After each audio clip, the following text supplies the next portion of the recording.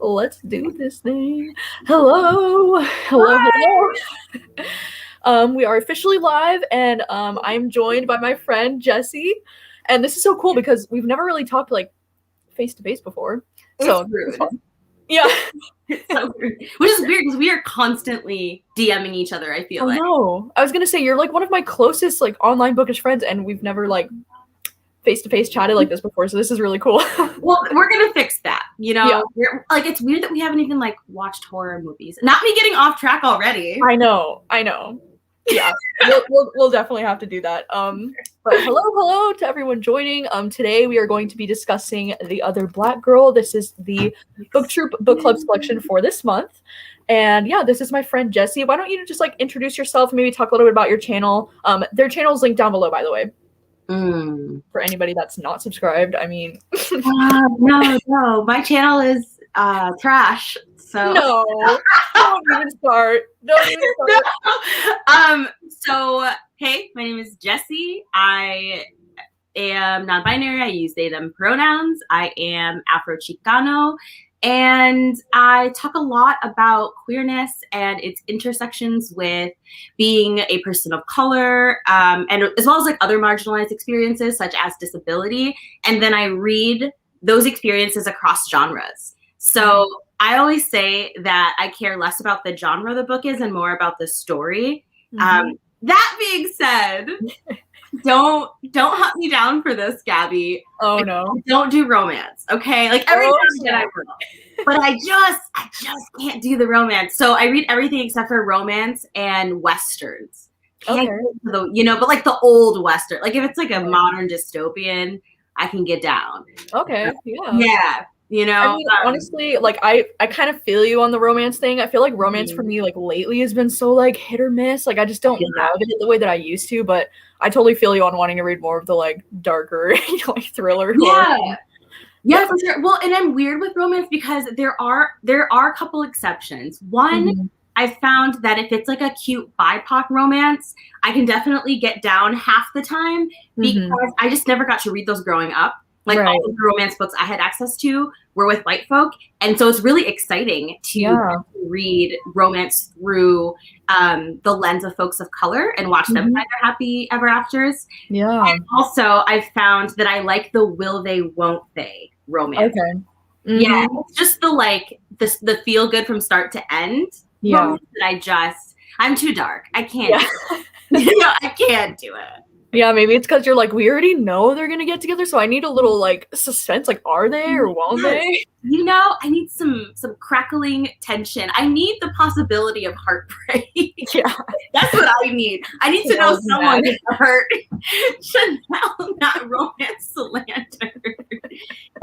Just most romances, it gives me hi, Jan. Hello. It gives me disappointment. Okay. Yeah. All right, perfect. Well, yeah, so to start, I just wanted to ask everyone maybe if you have read the book, then maybe put a blue heart in the chat just so I know who's here because they've read the book. And if you're just here to hang out for a little bit, maybe put a red heart so that I can just get an idea of who's here just to hang out just before, because we won't jump into spoilers for a little bit. So you can just hang out if you want to just get a general review of it. But while you're doing that, Jessie, why don't you just explain like the general premise, maybe of like what this book is about? Okay, I can do. Let me get my book. I know. Has it been a minute since you've read it? I couldn't remember. Like, it's been forever. It's been forever. I read this for Blackathon, I believe. No, was it Blackathon? Oh, so was it in February or March? I want to say it was March. Actually, I think I got this. Like, I think I hauled it in February and then read it in March because there was simply no way. There's no way I was going to be able to wait. You know, this is one of my most highly anticipated reads. Yeah. Did you know that there was a 14 publisher house bidding war for this? Oh, no. Yeah, there were 14 publishers who were fighting to the death over this book.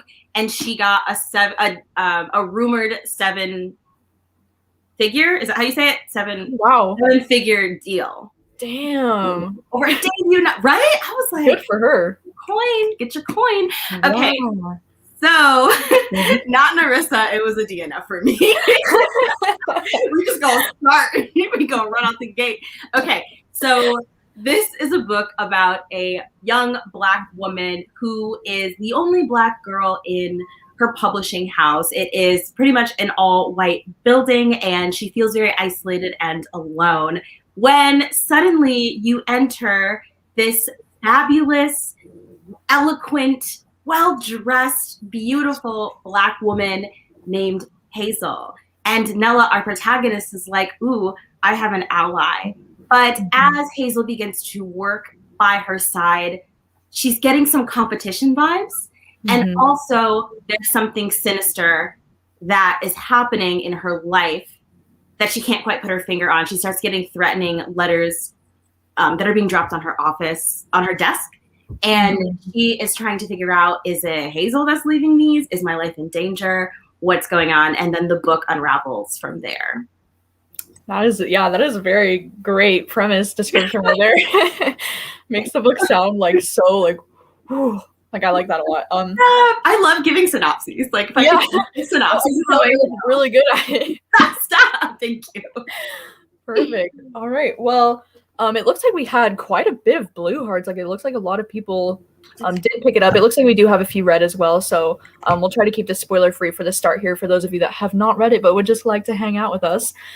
So I would love to know if you could just put in the chat how many stars did you give this book? What was your like final rating? I'm dying to know because I don't actually know your final rating yet. I haven't looked, I haven't checked because I just wanted to be surprised. Sure.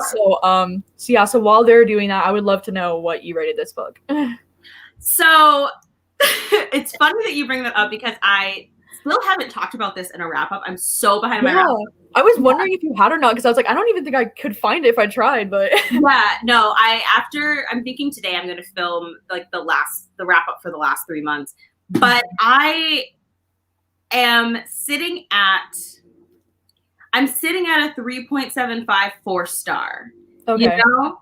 I'm in that realm, and this is a book that I do want to reread because it's like, as you know, it's a good reread book for the sense of like you reread it with the knowledge because the ending is wild, right? Yeah. So, and that's why I'm saying because I know that I missed things simply because I didn't have the luxury of going into it. You know what I mean? Like seeing the full picture. You know, you don't see it until the end, and even then, it's a little, you know, it can be confusing. So right now, my tentative rating is 3.75, 4 stars. Okay. Yeah. I feel pretty much the same. I'm feeling like I'm somewhere between like a 3.5 and a 4 as well. So I pretty much feel exactly the same. Yeah. I think for me personally, like the first 200 pages of this book were really, really well written. Like I was so hooked into like what was happening and I was like so scared for her. And then it started like there was just some moments towards the end where it just started to like slip a little bit for me. And so that definitely took down my rating a little bit. And also the other thing that took down my rating was I wasn't a huge fan of the like seemingly random point of views throughout the story because I really liked Nella's point of view throughout like the whole book, and I kind of just wish we stayed more in just her point of view for most of the story. Like I was getting confused sometimes because with some of the ones, especially towards the end, I was like, wait, who is this? Like I was like going back through my notes being like, who, you know, so I just got a little confused with all the point of views. But, yeah. No, I was watching an author interview with Zakiya, and she was saying that she very intentionally wanted to include those perspectives because I also had questions, right? Yeah. I had the same feels that you did, and she was saying that she intentionally wanted to include the perspectives of people who came before Nella, who weren't connected to her on paper, because she wanted to show what was going on and like around Nella that she would never be aware of, like to give so that the reader would have information that Nella never gets. And I think that was really cool. Yeah. But I do agree with you that the execution of that, I think we weren't given enough information about those other perspectives, those women, to care about them. You know, they were there to give the social context. Yeah. But if you don't care about their characters, the social context becomes less meaningful. You know? I know it took me so long to like when it was like the prologue, I was like, I thought it was from Nella's point of view for so long, and then I was like, I was so confused. I went back and I was like, wait, the prologue says 1980s. I was like, what is happening? Like I was just from the start, I was like a little tripped out from the prologue. Sure. No, I also was confused. I was like, oh, it's set in the 80s? That's and then we jumped to present day and I'm like, oh, never mind. Okay, yeah, I feel like on the ending, or not the ending, but the I just feel like the latter half of the book wasn't as tightly edited as the earlier half. Yeah. So like, ooh, it just felt so clean and crisp and together. And then it kind of seemed like the ending of the book, or, you know, the later half of the book kind of felt like holding air in your hand, you know? Mm-hmm. That's how it felt for me, at least. Like, I think the content was cool, but the execution of it, I liked less than the first half. Yeah. No, I totally agree. I do think the first half was really strong in atmosphere. Like the atmosphere was really great in the first half of this book. And like some of the like the specific writing and like some of the quotes, like which I'll probably go through later as I underline. Please do, because I always like annotate, but I just I just read it. And so I knew in my second reread I would annotate. So I don't have the quotes, so please do. Yeah, I do. I have like all the blue ones are like the ones that were specifically about like her being Black or like about the race or like the white privilege that was in the office. And then all the yellow ones were like really interesting plot points. So I have so many blue ones in the beginning. It's like insane. I mean, like the way this book just starts with that quote that's like Black history is Black horror. Yeah. I was like, shoot, like intense, like right from the start. I was like, wow. Are you familiar with Tananarive, the author of that quote? Yeah, I've read what was the one called? It's probably his most popular one. My Soul to Keep? No, it's the one with the white cover, and it's God damn it, I suck at remembering these things. Did you read Gloria Day? No, I think that was. It's something about his body. It's like the really short one. That's like maybe like a 2-hour audiobook. Okay. Yeah. Her short stories are fire. I'm better versed in her essays and like her directing work. Oh yeah. She's like a fire director. Oh really? Oh yeah. She's really connected in like Black horror in Hollywood, and she's amazing. That's how I got into her. And then I found out that she was a writer, and now I'm into her literary canon, which is shoot. Okay, yeah. I'll have to look into that. I didn't know she was a director too. That's awesome. Yeah, she's so freaking cool. Like her history is phenomenal. But yeah, I agree. That was such a beautiful quote, and I think it perfectly frames the book too. Yeah, it really sets the mood immediately. Oh, absolutely, absolutely. Yeah. Especially because, like, I feel that this is a book where folks who read a lot of commercial thrillers and horror might not see where this fits into the genre. And so I loved how we start off with that quote being like, Black history is horror. You know? Like inherently. We don't have to have it be action-packed, you know, or et cetera, or to look like, it doesn't have to look like being stabbed and like, you know, hunted down the street, or I don't know, you know, like a masked killer. Like our experiences are horrific, which I just thought that was like the perfect quote. Yeah, that's such a good point. I was wondering, did you listen to the audiobook at all, or did you just read physically? I just read. Sorry, my water is like, don't go chasing waterfalls. Okay, so I read this audio. What? I can speak English. Physically, we're doing great, because when I read it, I think it wasn't even out when I read it. Oh, that's right. That's right. I'm pretty sure. But I just saw a comment saying that it has a full cast. I listened to the audiobook and I thought it was really good. I don't remember. I can't think off the top of my head if it was full cast or not. I just checked it out from my library, but I thought the audiobook was really well done. It was really engaging. Ooh, maybe I should reread it via audio. Yeah, I think you should. I think it'd be good for atmosphere.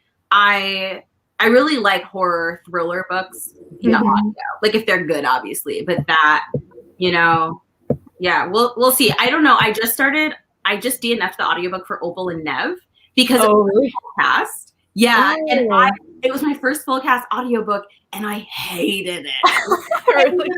So now I want to try the audiobook for this book to see it, like, was it just the Opal and Nev? Yeah. Like, or do I just not like? I know, but I'm like, what kind of booktuber would I be if I didn't like full cast audiobooks? You know? And that's so crazy. I loved the Opal and Nev audiobook, but I always love like full cast audiobooks. I was confused. For some reason, different voices. I was like, what? Like, I'm in the Twilight Zone. I was so confused. Yeah, I mean, to be fair, I did follow along in the book physically while listening to audio, so it wasn't too confusing reading it that way. But yeah, I get what you mean. There's a lot going on in full cast audiobooks. Yes, thankfully I have the physical, so yeah, I get to it that way. That is good. This chat is thriving. This comment from Ariane, who says working in an office is also fun. Oh my god. I was gonna say, like, I do love like thrillers or horrors that specifically take place in like book publishing or like in that world too, like, because I find that just like so fascinating. So like I definitely loved that aspect about this book as well.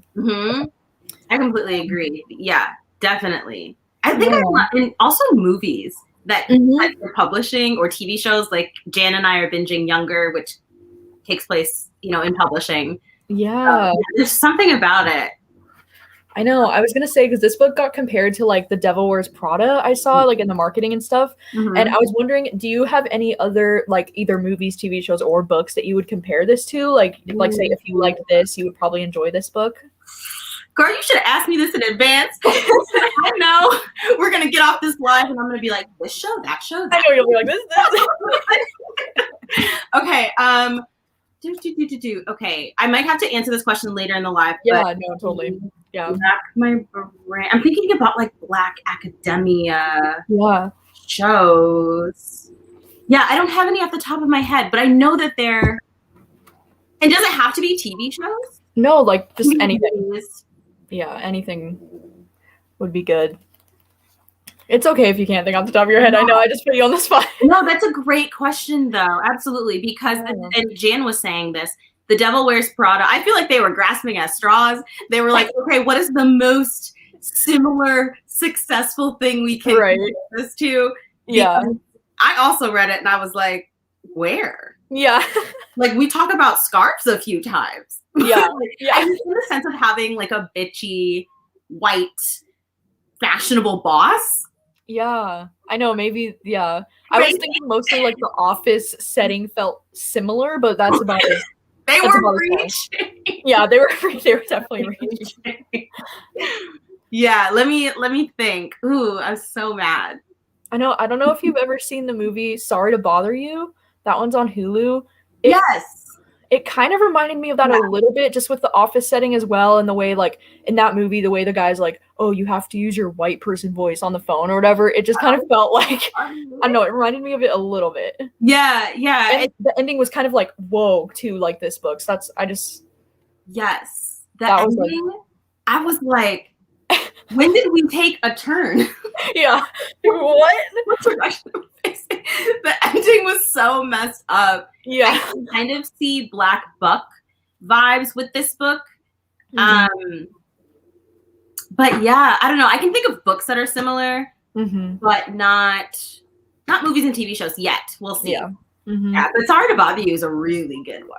Yeah. Oh my God. That movie traumatized me. That ending. Oh my God. I was so scared.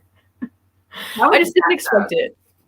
No, how could one have it? I know. It was so unexpected. It was like one of those endings. Like, I didn't even realize the movie was listed under sci-fi as a genre. So I was just like, what the fuck is happening? Like, I was so confused. Yeah. Imagine like going into that movie being like, this is a science fiction film, and getting to 80% and being like, where? Yeah, oh my God. That movie just, oh my God, traumatizing, but really good. Who directed that? And are they okay? I know. I can't even think off the top of my head. Concerned. That's concerning. All right. So I feel like now we're almost 20 minutes in, so maybe we should just jump into some spoilers. It's going so fast. I know. It goes so fast.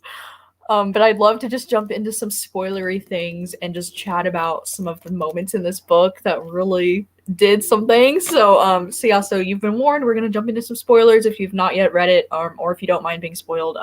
We're gonna jump into some spoilers now. So I guess to start, what was like the first moment in this book that you felt like horrified for Nella? There's a few. Yeah, I think the very first moment, the moment that because I specifically recall the way my shoulders went up to my ears and the way my back hunched, and I feel like that was a reflexive response, because I think that is something that I do in real life when I'm threatened by white folk, specifically on like a racial level. I'm not sure because I've never seen myself, but it just felt so familiar. Like a bodily response, and that made it even more disturbing for me. But, yeah, I'm just like reading, and I'm like a little turtle. But it was the moment where I have to laugh about it now. This is how I deal with my trauma. What is the boss's name? Is it Diane? I know I think it's Vera. That was close. Yeah. That was close. Vera. Freaking Vera. So when she's in the meeting and she's like, yes, this is how Vera talks in my head. Yes. Yeah, give us your opinion on this book. Like, yes, give us your feedback. We want it. Give it to us. And then, the dude who wrote the book is also saying, no, I would love your feedback. I value your voice. And she's like, ooh, it's a trap. Yeah. And you can hear her or feel her be like, I don't think this is a safe space for me to share. But then you have these white people pushing her and pushing her and pushing her and saying, no, we're open to your voice. We want to hear your voice. Yeah. And then she says what she really thinks. And she even says it tentatively. Like, she says it as gently as possible. She shrouds it in a bunch of ¿cómo se dice? What's the opposite of criticism? Praise and compliments. Right, yeah. And then she gives, I think it's like a few bits. Oh no, it was just one bit of comment. Yeah, because she's like, the way you wrote this one Black character, could we maybe rework that? It's basically what she says. Yeah. And then the boss shuts her down. The guy gets all up in her face, like gets just so hostile with her. And it's like, one of my buddies who is a psychiatrist or a psychologist was telling me that gaslighting is actually the most violent form of abuse in terms of like the impact on the body and the brain. And being Black, especially being a Black woman, is to be gaslit all the time. And so, you know what I mean? And like that scene just messed me up because it was just gaslighting in the worst way.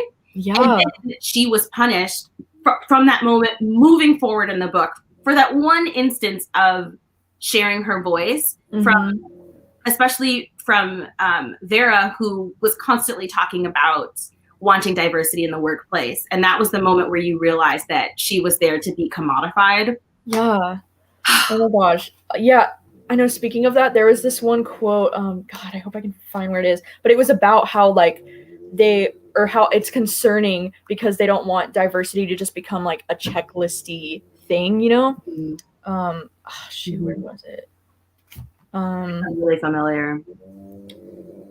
I know, or yeah, like when she said, even when you just simply imply that a white person is racist, especially a white man, they think it's the biggest slap in the face ever, and they'd rather be called anything other than a racist. They're ready to fight you on it tooth and nail. And I was like, seriously, like what? Oh my God, sorry. I'm like right in front of a window that's like on the street. But like, yeah, I was like, that is so accurate. Like it's so frustrating. Like his response to it was so toxic and like temper tantrum like a freaking toddler. Like, oh my God. I wanted to tell him to sit down. I know, like it was so bad. It was the worst. Honestly, that quote that you picked reminds me of something I read on Twitter or in a book, something like that. But someone said white people are more upset about being called racist than actually being racist. Yeah, yeah. You know, than like actual racism or something like that. Yeah. And that man is the epitome of that, you know. Yeah. Especially too, because once he had that little temper tantrum, Vera jumps up to be like, I'm so sorry, like, and then it's all about him and his feelings and his needs. Yeah, he's like he's a grown man. I know, she had to apologize to him like so many times, and I'm like, are you fucking kidding me? And then she wanted her to like issue a formal apology. I would have been like, here's my formal resignation. Okay. Yeah. Get out of my face. I was so heated. I know. I know. So how do you feel about like Hazel's character in general? Like, I mean, even toward like before the twist at the end and everything, but like how did you feel about her throughout the book, kind of like almost like kind of like sucking up to Vera and kind of being like praising like that white author when she kind of told, or when she like behind the scenes she told, you know, Nella like this is not okay, whatever, but then she said it was like code switching when she was like praising them in public. Like, how did you feel about that? Okay, so not you getting me in trouble with the black community. Yeah, I know. No, I'm just joking. I personally really liked Hazel at the start. I really respected that she was comfortable having her own private opinion, but was still willing to say what she needed to say to these white folk to survive in their atmosphere. Yeah. Because I personally feel whether or not that's the way I would operate is outside of the question. But I think as Black folk, each of us has to decide how we are going to navigate these spaces, how we're gonna present, and whether that's your true authentic self, that's fantastic, or it is this persona that you craft in order to survive these spaces intact. I'm here for that too. So I was like, yes, Hazel, do what you have to do. Especially because we already had a scene where we saw what happened to the Black girl who did decide to speak up. So I had absolutely no problem with that. And I thought it was cool that she like took Nella aside and was like, it's all a show. You know what I mean? So I didn't have any problems with that. Yeah, that's a really interesting point you made too, because I didn't think of it like Hazel had seen what happened to Nella because she spoke up like that, and then she started to see like, oh, Hazel got more opportunities like reading this next manuscript and things like that. So I guess like it does make sense like why she would react that way, because she did see like firsthand what happened with Nella and like what became of that, even though I do think it's unfortunate. I mean, all of that is so unfortunate. Yeah, I mean, that was that whole dynamic was actually my first red flag for Hazel. Because for me personally, if I were, and I've moved in white corporate office spaces before, and even when I felt that that for my own safety, I had to say less than I wanted.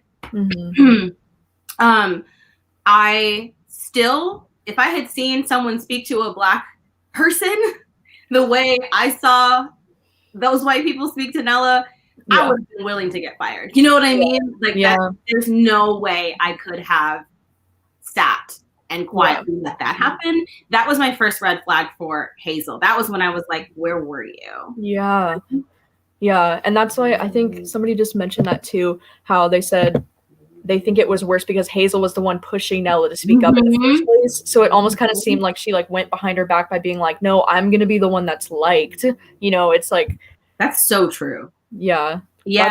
That's why I just didn't know. Like, part of me really did like Hazel's character. And then some part of me was like, she's just always constantly trying to one up Nella. So it's like, I can see Nella's frustrations, but I was also wondering, like, did you ever think at some point, like, Nella was just kind of really jealous of Hazel? Like, that's why, like, or that's where most of her, like, fears were coming from, was her jealousy of Hazel in the office. Because it's like Hazel just kind of came in there and then, like, became their favorite. And it's like she had been working there so long and, you know, she had been putting in so much time and effort, and she just didn't feel like her work was getting appreciated or recognized. And so I was just wondering if you ever felt like, do you think it was because Nella was just really jealous of Hazel? Or, like, did you feel that at any point during the novel, like, because I know it's during some of the time when she was thinking, like, maybe those notes were coming from Hazel, like, my immediate, like, reaction to that was, like, I don't think they're coming from Hazel, and I think she's just trying to, or, like, not trying to do anything, but, like, I think she's just jealous, and she's kind of projecting that jealousy for that situation. But yeah, I don't know. Yeah, it's interesting that you bring this up, because in the author interview that I watched, this was a topic that Zakiya addressed. Yeah. And I personally feel the same way that the author did. So a little affirming. But so essentially, I feel that that whole dynamic where you're like, is Nella projecting? Is Nella being a little jealous? You know, is really indicative of what actually happened between Black folk, where we've been forced from day one to compete against each other. And I'm specifically talking about Black women and Black girls. And this idea that there can be only one, like you see this so much in the music industry, with like the second Nicki Minaj stepped on the scene, and then there was like she's constantly getting compared to, I forget who it was, but like anytime there's like an upcoming Black female artist, she's always pit against another successful female artist. You know, and it's through this lens of like only one can be successful. And the metaphor that the author used was with Naomi Campbell and Ireland. The two of them were forced to compete, and they were then forced to each other because they were in this atmosphere that encouraged them to be jealous of one another. And that like was intentionally a part of the dynamic between Hazel and the author included. And I felt that was so indicative of like, my own experiences being Black and in majority non-Black spaces, and having like this the other and also you know, in an honest space that a lot of us have to work through and have worked through. And I really appreciated that the writers writing into that space. So to answer your question, I think that, yeah, Nella was everything, anything less. But I also think the inverse is true, that Nella was intentionally setting up situations and being overly nice so that she could steal away these people that like did have respect for her. Both of those things are true. Because also Nella, I think it's important to acknowledge that Hazel's raised with the same mentality as Nella. So like Hazel also sees Nella as a threat, whether she wants to acknowledge it or not, or even she's like not aware of it. You know? Yeah, I'm so sorry. You're like barely coming through. I don't know if it's like if the Wi-Fi. I'm so sorry. Your screen is blurry and I can't hear you very well. Oh, okay. Should I disconnect and reconnect? Yeah, maybe that would work. Okay. Oh, sad. Oh, I'm sorry. That was I could not it sounded like it was such a good speech too, and I couldn't hear. Okay, here we go.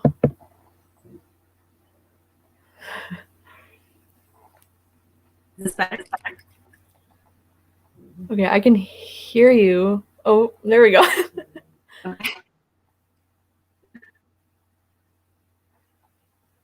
Okay, so I'm just gonna recap very shortly. It's still freezing. I can't. I don't know what to do. Maybe I'll move closer to the router. I know. I was gonna say I don't know if it's the Wi-Fi or.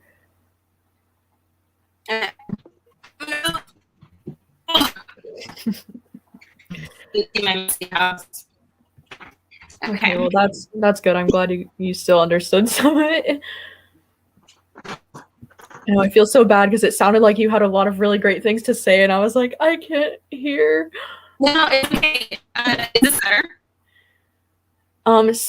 Slightly better. I can hear you a little bit better, but the image is still glitching. And it says to switch to the phone. Do you think that would help? Let's see. Let's have an adventure. Okay. Right. Oh, I have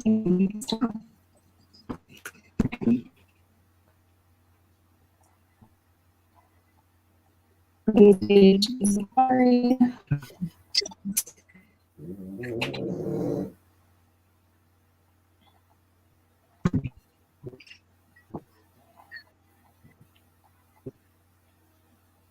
Okay, so mentioning Broadcast Studio.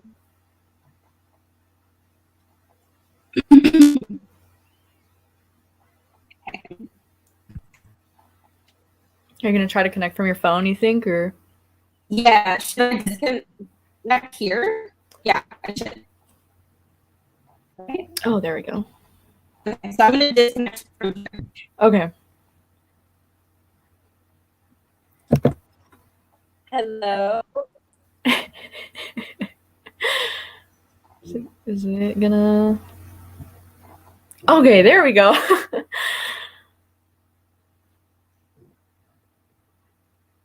There we go. Is it frozen? Oh no. Oh my gosh. Okay. It's like coming through. It's a little glitchy. Okay. But I can hear you better. I feel like I'm in outer space. Like, oh my gosh. Okay, I can hear you well now. Okay. Well, okay. So here's what I think we should do. I will recap really quickly, and then I'll ask you some questions. Oh my gosh. Okay. Yeah. Wait. You know. Okay. Audio's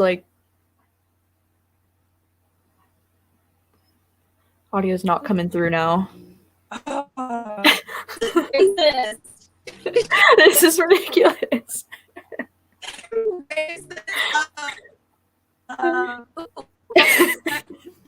My Wi-Fi and try my data.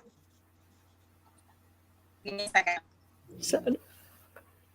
Okay. Wi-Fi off. Data. Okay. Now I can't see Gabby. Oh, you can't? We're doing great. Oh, I can see you now. What? Is this better? Yes, I can. Yes. Hey, Much better. I think it's my Wi-Fi. I turned it off and now I'm using the data. So. All right. My bad, y'all. I'm sorry that my Wi-Fi is basura. Oh, it's all good. Basically all I said was that I think, to answer your question, I think it's both. I think that Nella a lot of it was in her head. It was jealousy. Mm-hmm. And I also think that Hazel was intentionally doing things to sabotage her, Mm-hmm. but also that Hazel, being a Black woman in America, is grappling with what all Black women in America grapple with to some extent, which is this, I don't want to say innate desire to see other Black women as threats, but this socially encouraged desire to see other Black women as threats. You know, and then I gave some examples in the media, and the author was saying she intentionally wrote about that, like wrote into that space because the history of that dynamic. Yeah, that's really interesting. Yeah, I'm glad I caught that because I was like, oh no, I couldn't make out a word the first time. So sorry. I know, I'm so sorry. So sorry. It's actually it's a topic that I find very fascinating because it's something that I had to work really hard through, and it's still something I have to check to this day, if I'm being completely open and honest, because I when my family left New York City, I was raised primarily in a white, small conservative town, and it just breeded these awful feelings of competition and other Black folk, and those feelings I definitely carried with me and had to work through in college, you know? So I was actually really happy that the author decided to write into those feelings. Yeah, it definitely makes for an interesting conversation too, for sure. Yeah, especially because it's like logically we need to have each other's backs. You know what I mean? Logically, like, afford to be divided. And I think it's the same. It's the same in any community. It's the same in the queer community. It is the same in whether you're talking about Black folks and other BIPOC folks. Mm-hmm. You know, like we have to have each other's backs. But that's the legacy of colonialism and of social hierarchies, is that we intentionally were kept from each other. You know what I mean? Like inbred these between each other, so that we don't like have solidarity. It's messed up. Yeah. Super messed up. Yeah. I know there were so many moments in this book where I was like, that's messed up. Oh, for sure. Definitely. But yeah, okay, so why don't we talk about like the kind of plot twist or like the end of the book, like the shocking moment, because I'm curious to know like how you felt about it, because you know, so towards the end of this book, if you haven't read the book, there's this plot twist where it's kind of like we find out that Hazel is I don't even know how to explain this correctly, but the plot twist that was like the most shocking to me was about the hair gel, and how there was this hair gel that would basically like I'm sorry, keep going. I don't even know how to explain this correctly, but there's this hair gel that Hazel would use and that she was trying to encourage Nella to use that would basically make her more tolerated, I guess would be the word, by like the white people, or like it would ease the pain of having to work with white people that were otherwise intolerable to work with, and make her more compliant, I guess is the word that I would use. Yeah, I was pretty like, I don't know how I feel about that, because like I really I had a red flag when like towards like the middle section of the book, Hazel was like, hey, you need to try this like hair grease, and I was like, okay, I was like, this feels like a Regina George moment where she's like, hey, eat this protein bar, it'll make you lose weight, and then it actually makes you gain weight. Like I was like, there's something here. So I was a little bit suspicious like immediately when that happened, but then as that got revealed, I was like, okay, I think the concept of this twist is a really cool idea, and I was like, this has a lot of potential, but the actual like execution of it, I was like, wait, what? So I don't know. Not me about to go off on a rant. So Black people who are watching this, please comment in the chat, and I'm not gonna risk like clicking the chat button because I'm on the phone and we're not doing that. So Gabby, you'll have to like let me know what people say. Yeah. Did y'all who read the book, did y'all see the grease thing coming? Because the second the very second that she showed up, I was like, there's something in that shit. Okay. Yes. No, but and I'm gonna like, and I don't want to overly explain, Gabby, so if this is something that you know, just like stop me. But in case you don't know, and in case non-Black folk who are watching this don't know, there's a really long history of Black folk being forcibly encouraged to relax their hair, right? Oh. Yeah, and so old relaxers used to have lye in it, and lye, for those of you who don't know, causes a bunch of problems when put on the scalp. It's been linked to cancer. It has been linked to hair falling out. It has linked to Black girls starting, like having hormonal changes and starting their period early. Oh, no. It has been linked to, and like I started relaxing my hair when I begged my mother. People were always roasting me at school about my hair and making fun of it. And I just wanted like loose, shiny, wavy hair like the white girls, so that I would be left alone. And eventually, like, I started to believe that I needed it, right? That I was ugly. And so I started relaxing my hair when I was 8, and I had gorgeous hair. And Mom was like, don't do a hoe. And I was like, I'm gonna do it. And so I relaxed my hair from age 8 all the way to age 21, I think. No, like age 20. And so the reason why I immediately suspected the hair grease was because I know this history very well. And the history of like putting things into your scalp, chemicals, in order, because if you like really put the ideas side by side, you said it perfectly when you said to make her more compliant and more, that is exactly what a relaxer does, right? Oh, right. More likable and seen as more professional to white people. It makes white people think that you are less scary if you have your hair relaxed and straight in a way that's familiar to them than in or bantu knots or long twists or you know what I'm saying? So I thought it was brilliant. But also I was cracking up the whole book because I was like, you think you sneaky. You're not sneaky. And so like there's also this theme where early on in the book, Nell's sniffing it. She's like, I don't trust this, because like Black women are like that with hair products. What's in it? What's in it though? And we are quick, like Shea Moisture, big Black hair company, changed ownership and their ingredients changed, and Black people were throwing these products out in droves.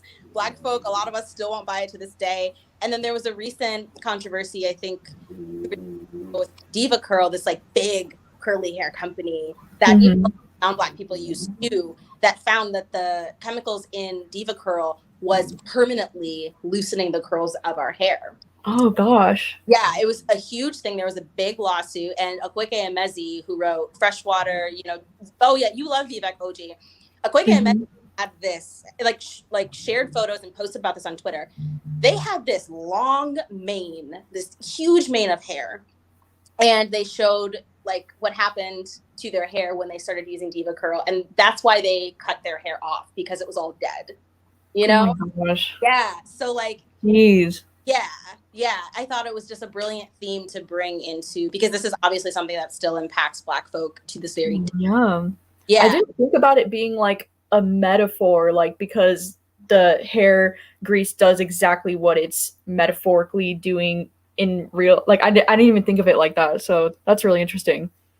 I don't understand Patricia's comment. Patricia, can you explain more? The comment says, the grease thing was stupid. I'm a Black girl who uses Shea Moisture, and I was offended by their comments. Those two sentences don't seem connected to me. So I would love for you to like clarify, because I would love to hear more about your perspective. Dark and Lovely is my villain origin story. Black American horror story. That's what Dark. Yes, that sounds good too. Oh my gosh, Jana's so sweet. So, Gabby, though, I'm curious. Yeah, relaxer's terrifying. I'm curious, what about the execution of the hair grease didn't sit right with you? Was it like the science explanation? I guess, yeah, but I also feel like I don't know enough about it, honestly, to have put that together. Because like now that you said like it's more like a metaphor, like that makes a lot more sense to me in my brain.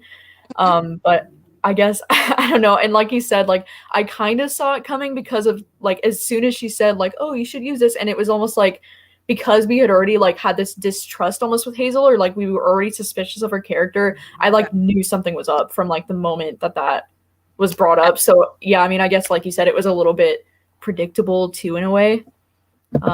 Oh, this is what we're bashing moisture at the okay, so I forgot about that. Yes, so the Shea Moisture whole controversy was talked about in the book, so that's hilarious. Oh right. I completely forgot about that. Oh my gosh. Yeah, so funny. Folk have very, very specific feelings, whether it's in support and defense or like against. Like we're very careful about our hair, and we're very protective of our hair products because of this history, you know? Yeah. I liked the hair grease twist, but it felt like it happened and then immediately ended. I wish they expanded on it more. I do vibe with that. Yeah. Like there were a lot of things about this novel that felt very debut, and that's not a bad thing, you know? Because that means the author only has more to, you know, can only go up from here, in my opinion. Yeah. Like, I know. Yeah. Execution wise, you know, like the multiple perspectives, the way the hair grease was, because it was like really, really slow, and then all of a sudden there was all this explanation, and then we moved on. So I agree with Ashley's comment. Yeah. Yeah, I agree that you've cleared up so many things for me in this book too that I wasn't sure about. I mean, if you're reading this book from like outside of a Black perspective, it's tough to grasp everything. And also I think even if you are Black, because we don't all have the same experiences, you still could miss stuff. And that's why I'm so hesitant with my rating, because I know that there's ish I've missed, or that's why I want to go back and read the book. And it totally changes my opinion, because this is one of those books where I feel like my opinion really could change after reviews and what I mean, and interviews. Yeah, I know. I'm curious, like, so do you think you ended up giving it like a 3.75 or a 4 because of how like abrupt the ending was, and because you like kind of saw it coming? Like, is that where your like expectations kind of fell short for this book, or like what was the reason behind your like rating? So I'm, especially in terms of thriller spectrum books, and mysteries, I'm very unconventional in the sense I do not give one funk if I can see the ending coming, because to me that usually, not always, sometimes it's just way ham-handed, right? It usually means that the author has very intentionally foreshadowed, and I respect the heck out of the craft of a good foreshadow. I respect the details, and I just like geek out about that.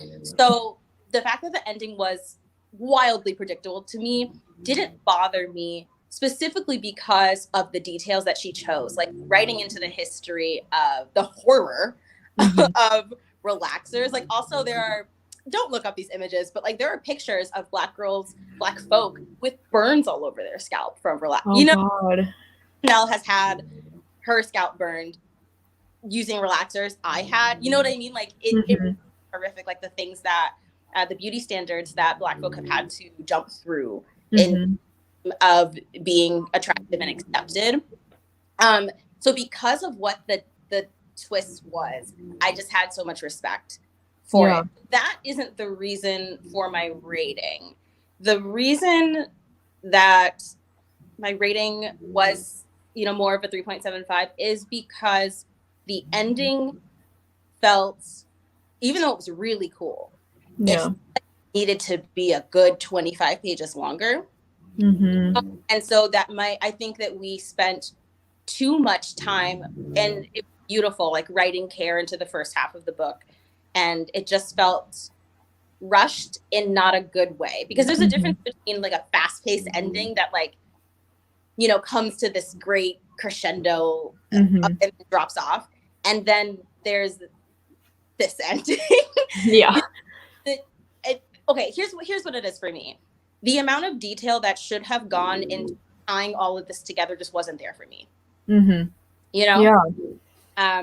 the execution really was what, oh my gosh, Chanel, I should do. Yeah, but it'd be like that. And then you gotta go to school with your scalp all burned, and you still get roasted. Shit is awful. That sounds so awful. Yes, I want a horror movie about that. Yeah. I know. I found that one scene to be so like, just like the atmosphere of that scene to be so intense, when there was that Black author, the man who like came in and he was talking with them about like his next book, and he was like saying he's like perfectly happy not writing about politics and just kind of like doing whatever that they want to do, whatever. And she was just getting the vibe of like, what is going on with him? And then she noticed like the hair grease that was in his hair or whatever, and I was just like, what? Like that scene just like, oh, that was intense. So creepy. You know what, Gabby? I want Jordan Peele to adapt this. Oh my God. Can you imagine? Pause. Just think. Oh my God. I know he would do great things with this. Great. Yeah. Yeah. That scene was amazing. I forgot about that scene. Yeah. What's his name? Jessie? I think so. Yeah. I know. And then like the very ending of this book, like the epilogue, I also thought was really surprising, but I was also kind of confused by, because isn't it, so we're like following Nella, and she comes into the office, and there's like that other girl, what was her name? I think her name was Shawnee. She was working in the office, and she was about to publish like an article or something that was about like the other Black girls and like everything that had happened. And then she said her boss, like Gwen, like wasn't arriving on time that day or whatever. And then like I think it was Nella that came in, and she was like, "Oh, I'm the replacement for today," or she's like, "I'm replacing your boss Gwen," and she's like, "Can you tell me?" Or she's like, God, I don't even remember. She's like, "Oh, can you tell me which one of you is Shawnee Edmonds or whatever?" And then she like encouraged her to post it, right? And then like the article got posted, and I was confused at the end if like, did that mean Nella had like done something to Gwen, or like, because like Gwen just like randomly didn't show up, and I was like, is this implying that she like killed her? Like I was so confused. She did. I know, like, what? I would love to hear from the chat, because I'm the last person to ask about that. I was so confused. I was so confused. I will say that it did give it did feel intentionally open-ended. Like it was one of those that is supposed to make you wonder, and it worked. Yeah. I was wondering. I didn't know. Yeah, I hadn't seen Stepford Wives. I haven't either, but I know, of though that's like the kind of robotic cul-de-sac perfect wives, right? And they're I think so. Yeah, I don't know. Which is interesting that someone brings up. Ooh, so Audrey has heard that Hulu is adapting it. I know. I haven't heard of this yet. I haven't either. The Hulu shows are a little sketchy to me. Like so I hope that they do a good job. Yeah. But I'm sure they'll have like a really good writer and director on. But I remember Zakiya was saying that she wrote this book was very much inspired by her growing up on the Twilight Zone and like the Outer Limits. Okay. Yeah, so it's interesting that somebody made a Stepford Wives connection, because like that is the vibe, and also because like a lot of people said like they wanted more thrill out of this book. And she was saying that like this isn't like stabby thriller. It's like it's writing into that like H.G. Wells, like old Rod Serling, like Twilight Zone-y horror, that creepy gothic sci-fi versus like commercial. I know Tank is being so loud too. Tank. It's gonna be okay. Yeah. Oh my goodness. Oh my goodness. Come say hi. Cutie. It's a good girl. Yeah, I didn't know what was going on with the ending. Yes, I agree with Madeline. I assumed that the POV in the epilogue was Nella after she decided to start using the hair grease.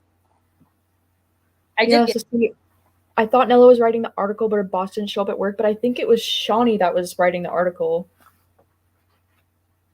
I don't know. I'm confused now. Yeah, and I just look up like ending explain stuff, and I couldn't find anything. Yeah. I wasn't trying to go in and kind of interception. Yeah, that's what I mean. Like, so Gwen was supposed to like prevent that article from being published, and that's why Nella like stepped in and like made sure it did get published. Maybe I don't know. Heard the content of the article. Yeah. You know? I know. They sound like none of us know what. Okay, Younger is a great, but Younger wasn't Hulu adapted. It was on W or something first. I'm talking about Hulu originals. Hulu. Yeah, those are sketchy. Like I haven't but like they're new to producing their own work, so they can only go up. But, yeah, I'm much more likely to watch like a Netflix show. Yeah. Puppy. All right. Well, we are coming up on an hour, so let's do any like final thoughts or anything else you would like to mention about this book, or do you think you will end up rereading it? Oh, for sure. For sure. I don't think that I'm going to read it this year because there's no but I do think probably next year, especially via audio. Like I'm really sold on the audiobook now. Yeah. Totally want to reread it. Absolutely. Especially for the ending. And like I'm just wondering if the story will feel more cohesive on my second read. You know? Yeah. What about you? Yeah. Would you do this? Or are you like, I don't know. I feel like maybe, yeah, like in the future when I start to forget some of the like little details, I'd probably like listen to the audiobook again because I think the audiobook was really well done. okay. But since this is this author's debut, do you see yourself picking up more of this author's books in the future? Heck yes. Yeah. Oh my, yeah, for sure. Like I know for sure that if this author were to drop a book tomorrow, I would go out and buy it. Yeah. You know, what about you? Yeah, no, I feel the same. Like I feel like this book, even though it wasn't a perfect book for me, it was so promising and like it just showed so much of like this writer's talent. So I would for sure check out her books in the future. Yeah. It was a really strong debut, and I feel like it was also really ambitious. Like you have sci-fi, you've got the history of Black horror, you have like publish, you know, and the fact that to execute these things, like even though like I felt like there were flaws with the execution, but the fact that she was able to pull it off at all, I think is really impressive. Yeah. And totally. And I feel like a lot of this book was so relevant. Like there was a lot of that discussion about how, you know, like that one white author, he wanted to put the Black girl on the cover of the book. And I felt like that was so like relevant to something that just happened. Like I don't remember specifically, but I feel like there was just a conversation about how this white author was trying to put this Black girl on the cover that was like not even the main character and just trying to, you know, seem like he was, you know, diverse or something. I don't know, but I felt like it was really, yeah, like I felt like that just happened in the book world. I don't really remember the details, but I'm like, yeah. I never know what's going on in the book. Yeah. Like I always find out about things way after they happen, and I'm like, wait. Same. Oh my gosh. I know it's a lot to keep up with. But sure. That's so wild. Like, why? I know. Yeah, sorry, I'm petting the dog because she's sitting here being. Oh, it's all good. My Tank is like scratching at the door trying to get out. And I'm like, shit. Oh my gosh. All right. Well, on that note, I think we are going to wrap this up. So I just want to say thank you again so much for joining me on this live show and discussing this book. And I do really appreciate your perspective because you made me think about a lot of things in this book differently. And I just really enjoyed your conversation. I think it was a really good chat. No, I had so much fun. We need to do some we have to have like a movie night or something. We should talk. You know, I feel like I'd be so down. Or FaceTime with you. I want to see you. Yeah. Right? Yeah, definitely. Yeah, well, I was really excited and honored when you asked, especially with this book. Because I had so many feelings. So like thank you for having me on your channel, which I have been obsessed with for years. Oh, of course. Yeah, of course. No, I feel like you were the perfect person to talk about this book with just because you have so many interesting insights to bring to the conversation. So I really appreciate that, for real. Thank you. And yeah, thank you so much to everyone for joining in and for watching with us. And yeah, and next month in July, we're going to be reading Riley Sager's newest release, Survive the Night, which I'm super excited about. So yeah, on that note, I think we will hit it here. And thank you so much for joining us. And we will see you